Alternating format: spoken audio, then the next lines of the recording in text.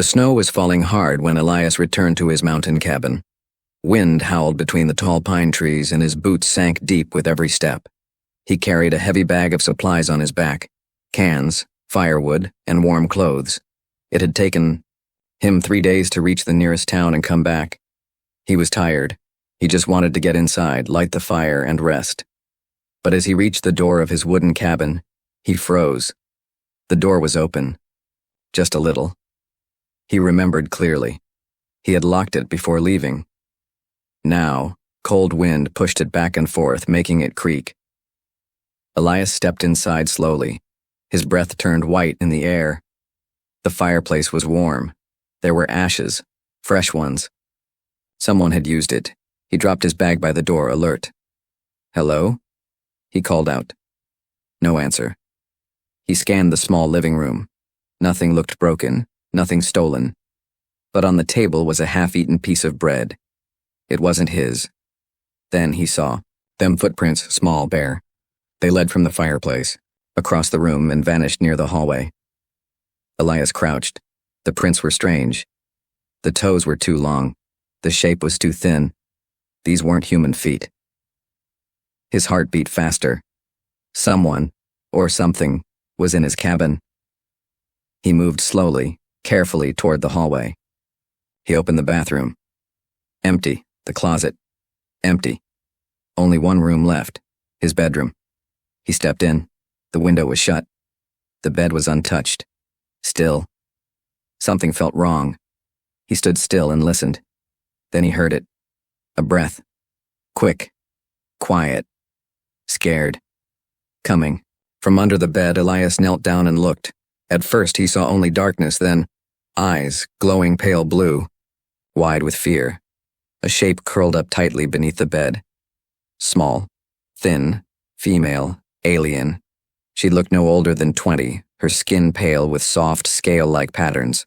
Her long white hair was messy and dirty. She wore a torn gray cloth that barely covered her. Her body shook as she stared at him. She didn't move. Didn't speak. Elias didn't move either. "I'm not going to hurt you," he said softly. She said nothing. He backed away slowly and stood up. "I'll go make tea," he added, and then he left the room. He lit the fire again, placed a kettle on it, sat down on the floor away from the door where she could see him. He waited. 10 minutes passed. Then he heard soft steps. When he looked up, she was standing near the hallway, still shaking, still afraid, but watching. He reached slowly and placed a cup of tea on the floor between them. She didn't come forward. He didn't speak. They sat in silence, watching the fire. She moved after 20 minutes. Without a sound, she stepped forward, took the cup, and backed away. Her hands were trembling. She sniffed the tea, then sipped it. Elias said nothing, just watched. She drank slowly, carefully, like she hadn't had warmth in a long time. That night, Elias set up the guest bed in the corner. He placed clean blankets on it. He placed a loaf of bread on the table. Then he turned off the lights and laid down on his own bed. He didn't hear her move, but when he opened his eyes an hour later, she was gone from under the bed. She was curled, up asleep in the corner, blanket over her. Snow kept falling outside, and for the first time in a long time, Elias didn't feel alone. Elias woke early. Snow still fell outside, soft and endless. The sky was gray. Wind howled through the cracks of the cabin, but inside the fire still burned low. He turned his head slowly. The corner bed was empty. Blankets gone. He sat up fast and looked around. The teacup from last night was still on the table. The bread had been eaten, all of it. But the girl was nowhere in sight. His eyes moved to the hallway. Silence. No footsteps. No sound. He stood and checked every room again. Bathroom, closet, porch. Nothing. Then he paused and crouched. Tunchi was back under the bed, curled tightly again, arms wrapped around herself, her face buried in her knees, like she had never come out. But Elias knew better. She had. She had slept in the bed. She had eaten the bread. And now, She was hiding again. He sat beside the bed. Not too close. Just close enough for her to hear. You came out last night, he said softly. That's okay. No reply. I'm not angry. You can come out again. I'll stay here if you want. Still no reply. So he sat.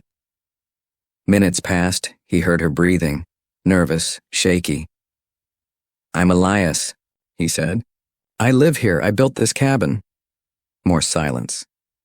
Then a whisper. So soft he almost didn't catch it. Lura. His eyes widened. She had spoken. Lura, he repeated gently. That's your name? She didn't answer again, but he saw. Her shoulders shift just slightly. A small nod. He smiled. I am glad to meet you, Lura. Later that morning he made food. Soft potatoes boiled with salt. He placed a bowl on the floor by the fire, then sat down at the table far away. He didn't look at her. He didn't rush, just waited. 10 minutes later, she crept out, quiet as a shadow. She took the bowl and sat on the floor near the fireplace, hugging the warmth. She didn't speak, but she ate slowly, watching Elias with caution in her eyes. Elias stayed still. When she finished, she put the bowl down and walked back to the shadows. Back under the bed. The same thing happened the next day, and the next. Each time she came out, a little sooner. Each time she sat a little closer. She never looked him in the eye, but she no longer ran when he moved. On the fourth day, Elias placed a small brush beside the tea. He said nothing. Later, he found it gone, and the next time she came out, her hair was neater, not clean yet, not smooth, but no longer tangled and wild. That night he smiled. She was trying, but something still haunted her. Elias saw it in her eyes, every time the wind howled, every time a branch tapped the window, every time he lit the fire too fast or dropped something by accident. She flinched. Her whole body shook like she expected pain, like pain was normal for her. One evening, while she sat near the fire, Elias stood up to put more wood in. He stepped too close. She gasped and scrambled backward, almost falling. Elias froze. I'm sorry, he said quickly. I didn't mean to scare you. She looked away, biting her lip. He knelt slowly and set the log down gently. Then he sat on the floor, far from her. I won't come near unless you want me to. Her hands trembled, but she nodded. That night he left a soft wool scarf near her, for in the morning it was wrapped around her neck, and for the first time, she looked at him. Not for long, but long enough. Her eyes were sad, tired, but not afraid. She was still hiding, but not from him anymore. She was hiding from the world. And maybe, just maybe, she was starting to believe this small cabin deep in the snowy mountains could be a place where no one would hurt her. Days passed. Snow kept falling. Lura still didn't speak much. Not in full sentences. Only a word here and there. Mostly she stayed silent. But Elias didn't mind. He spoke gently, telling stories while he chopped firewood or cooked meals. He told her about his dog who once lived here, about the big storm last year, about the day he decided to live far from everyone. She listened quietly, sitting near the fireplace. Always quiet. Always watching. She was like a ghost, but slowly becoming human again. She still flinched at loud sounds, still froze when he got too close, but she stopped hiding under the bed. Now she claimed a corner of the cabin as her space. She slept on the guest bed, ate from her own bowl, wore the scarf every day. And Elias noticed something. She mimicked him. When he folded his blanket, she folded hers. When he stirred soup, she copied the motion with her spoon. Even when he yawned, she yawned a few seconds later, like a child learning to be someone else. One morning, Elias sat at the table with an old book in hand. He looked up and found her staring at it, curious. He smiled and pushed the book toward her. It's a story, he said. She touched the pages like they were made of glass, slowly turned them. Her eyes moved, unsure. "You know these letters?" he asked gently. She gave a tiny nod. So he opened to the first page and read aloud. He read a short children's tale about a bird learning to fly again after its wings were hurt. Her eyes stayed on the page. She said nothing, but when he closed the book, her hands didn't let go. She kept it that night. That evening, as Elias cleaned dishes, he heard something soft behind him. A sound. He turned. She was humming. Very low. Very soft. Almost like a whisper. But it was a tune. Not words. Just a feeling. And it was the most beautiful thing he had heard in weeks. "Was that a song?" he asked, drying his hands. She stopped, looked nervous, then nodded once. "You sing?" She looked away. "I'd like to hear it again sometime." Laura hugged her scarf tighter and walked back to the fire. The next night she left something for him. It wasn't much, just a small stone, round, smooth, blue. She placed it on the table beside his cup and didn't say a word, but Elias understood. She was thanking him. He began leaving little gifts too. A fresh piece of cloth, a warm pair of socks, a wooden comb. She accepted each one with careful hands. Sometimes she nodded, sometimes she didn't. But slowly, piece by piece, she became part of the cabin, like she belonged there. But something still lived in her eyes. Fear, not of him. Something else. Something far away. One night she stood at the window and stared into the snowy woods. Her fingers gripped the curtain tightly. Elias watched her from behind. "Are you waiting for someone?" he asked softly. She shook her head, but her hands were shaking again. Elias didn't push. He just stepped into the kitchen and started boiling tea. As he placed her cup near the fire, she finally spoke. A full sentence. Quiet. Broken. "They hurt, many. Before me." Elias froze, then slowly sat across from her. "I'm sorry," he said. Laura looked down. She added, "I was taken, sold, returned. Many times." His heart ached. He didn't ask who took her, or how many, or what they did. She was here now, that was all that mattered. "You're safe here," he said. "No one will hurt you again." She looked at him. Longer this time. Then gave the smallest, softest smile. It didn't last. But it was real. And Elias knew. Her voice was broken, but not lost. She was learning how to live again. Not by running, but by staying. It happened on a quiet evening. The fire was soft and the wind outside had finally calmed after days of snow. Elias was sewing a torn jacket. Laura sat by the fire, her scarf wrapped around her shoulders, staring into the flames. She had been speaking more these past few days. Simple words, short answers. But never about her past. Never about the pain. Until that night. She reached out to stir the soup pot. The scarf slipped from her shoulder and Elias saw it. His hands froze. Her arm, thin and pale, was covered in deep, faded scars. One ran across her elbow. Another near her wrist. Some were sharp like blades. Others were round, burned in place. Elias didn't say anything, but Laura noticed. Her eyes widened. She quickly pulled the scarf back up, then stood, backed away from him, shaking. "It's okay," Elias said quietly, raising both hands. "I didn't see anything, I'm not angry." But she was breathing fast. She stepped back to the corner of the cabin, hugging herself tightly. "I'm sorry," she whispered. "For what?" he asked softly. She didn't answer. Tears filled her glowing eyes. "I'm used," she said. Elias stood, but didn't come close.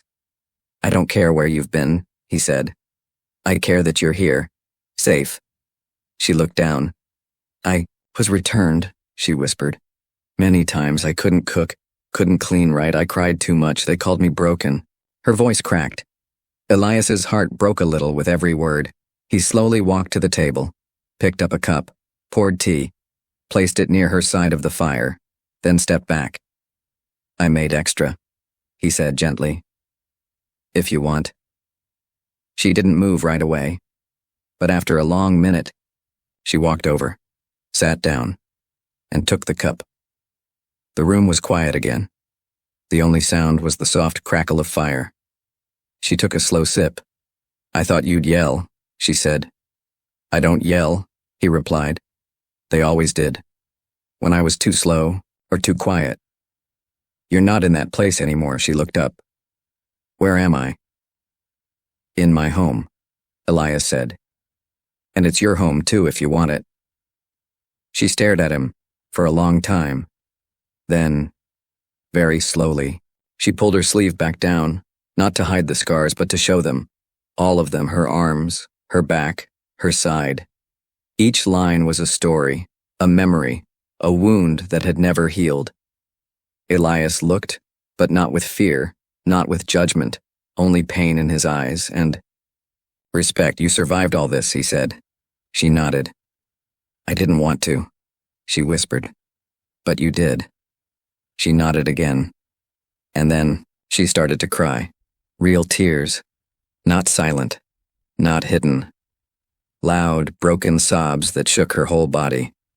She cried into her scarf, her knees, her hands. Years of pain pouring out. And Elias sat there, saying nothing. Just listening. When she was done, she looked up. Eyes red, voice shaking. "Why are you kind to me?" she asked. Elias smiled gently. "Because someone should have been a long time ago." That night, she didn't sleep in the guest bed. She curled up near the fire, close to where Elias sat, not touching, but near, like a wild animal learning trust, like a broken soul finding its first shelter. The scars would stay.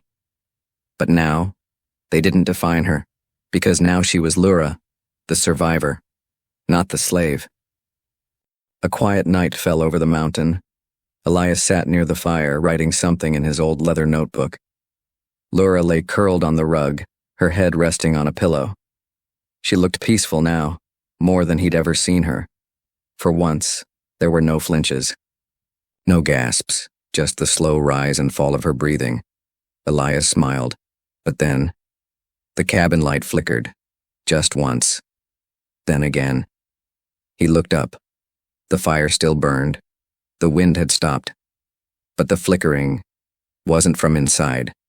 It was coming from outside. Through the fogged window, Elias saw it, a glow, strange and shifting. Purple, green, then blue. Not from any lantern. Not from Earth. He stood quickly. Lura didn't move. But when the light grew stronger, she sat up fast. Eyes wide, her whole body went still. "Lura?" Elias said softly. "What is that?" She didn't answer. She was shaking. Then she whispered, "They found me." Before Elias could ask more, she grabbed her scarf and crawled to the far wall. She pressed her ear against the wood. Then she looked at him, pure fear in her glowing eyes. "Hide me," she said. "Please." He didn't hesitate. He rushed to the kitchen and pulled up the loose floorboard. Beneath it, a crawl space, cold and narrow, but hidden. He helped her down gently, covered her with blankets, replaced the board, then stepped back. Minutes later, the knock came. A cold, sharp knock. Elias opened the door slowly. Two tall beings stood, outside dressed in black armor, faces hidden behind glass masks. Symbols marked their chest plates. They didn't speak. One held up a hologram. It showed Lura, her old, wild look, dirty hair, chains. "Have you seen this fugitive?" one asked. In a robotic voice, Elias blinked slowly. "Never seen her," he said. "What's she done?" "She is property," the voice said. "She escaped from her owners. She is dangerous." Elias frowned. "I live alone," he said. "No one's come here for months. You're welcome to look around if you like." The soldiers paused, then stepped forward. They searched the cabin, bedroom, kitchen, porch. They even looked inside the fireplace. But they didn't check under the floor. Elias stood still, calm but ready. His heart pounded like thunder. One soldier turned to him. "If you see her, report immediately." "Of course," Elias lied. They walked back into the snow. The ship, massive and shaped like a claw, lifted off slowly, vanishing into the clouds. Only silence remained. Elias shut the door, then ran to the kitchen, pulled up the floor. "Laura," he whispered. "It's okay. They're gone." Her hands reached up first, then her face. Tears streamed down her cheeks. "You lied to protect me," she whispered. "Of course I did," Elias said. "You're not theirs." She crawled out slowly, shivering. Not from cold, but from memory. "I've never been safe before," she said. "You are now." That night she didn't sleep near the fire. She lay in the bed, not alone, not trembling. And Elias sat nearby, keeping watch through the window. Because danger had found them once, it might come again. But this time, she wouldn't be alone. The next morning the sky was gray. Laura sat near the fire, hugging her knees. Her scarf hung loose on her shoulders. Her glowing eyes were tired but calm. Elias brought her warm tea and sat across from her. "You didn't sleep much," he said. She shook her head. "I dreamed of chains again." He didn't push. He simply waited. Finally, she looked up. "I never told you my name," she said. "You didn't have to," Elias replied. "But you should know." He leaned forward, listening. She took a breath. "My full name is Lurantai Veldikari. I was not always a slave." Elias blinked. The name sounded royal, alien, and powerful. Laura nodded as if reading his thoughts. "I was born into the house of Dikari, a noble family. But when war came, my house was betrayed. The palace was destroyed. My guards were killed. I was taken." Elias sat in silence. She continued, voice quiet, almost shaking. "I was only 13 when they sold me the first time. I was passed from planet to planet, owner to owner. Some wanted a servant, others worse." Her eyes filled with tears, but she didn't cry this time. "I escaped 4 times. Every time they found me, beat me, returned me. And now?" Elias asked softly. "This was the 5th escape," she whispered. "I didn't think I'd survive the snow." Elias leaned closer. "You're safe now. I meant that." She looked at him, eyes wide. "Even if they come again, I'll fight for you." She stared for a long time, then finally said, "You don't even know what I am." "You're Laura," he said simply. "That's enough." Later that day, Elias went out to chop firewood. When he returned, Laura was waiting at the door with something in her hands. It was a small crystal, pale purple, glowing softly. "What's that?" he asked. She held it close to her chest. "My bloodline crystal," she said. "It proves who I am." "Why give it to me?" "Because if they catch me, and I die, you'll have proof." He shook his head. "You're not going to die." "But," she pushed the crystal into his hand. Her fingers lingered, warm, gentle. "I trust you," she said, "even if I don't understand why." That night she sang for the first time, really sang. Her voice was deep and otherworldly, soft like falling snow, glowing with pain and hope. Elias listened with his eyes closed, and for a moment the cabin wasn't just a shelter. It was a home, but far above, in the black sky beyond the clouds, a ship hovered.